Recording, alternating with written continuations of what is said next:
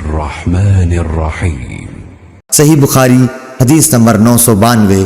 عبداللہ بن عباس رضی اللہ عنہ نے خبر دی کہ آپ ایک رات اپنی خالہ ام المومنین میمونہ رضی اللہ عنہا کے یہاں سوئے۔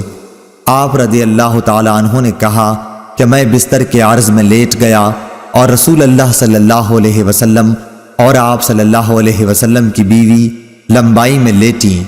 آپ صلی اللہ علیہ وسلم سو گئے۔ جب آدھی رات گزر گئی یا اس کے لگ بھگ تو آپ صلی اللہ علیہ وسلم بیدار ہوئے۔ نیند کے اثر کو چہرے مبارک پر ہاتھ پھیر کر آپ نے دور کیا۔ اس کے بعد آل عمران کی 10 آیتیں پڑھیں۔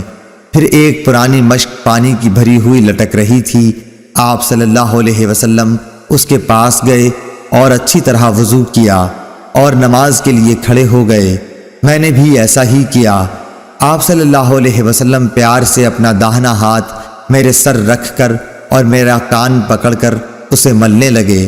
پھر آپ صلی اللہ علیہ وسلم نے 2 رکعت نماز پڑھی، پھر 2 رکعت، پھر 2 رکعت، پھر 2 رکعت، پھر 2 رکعت، پھر 2 رکعت، سب 12 رکعتیں، پھر 1 رکعت وتر پڑھ کر آپ لیٹ گئے، یہاں تک کہ مؤذن صبح صادق کی اطلاع دینے آیا تو آپ صلی اللہ علیہ وسلم نے پھر کھڑے ہو کر 2 رکعت سنت نماز پڑھی، پھر باہر تشریف لائے اور صبح کی نماز پڑھائی۔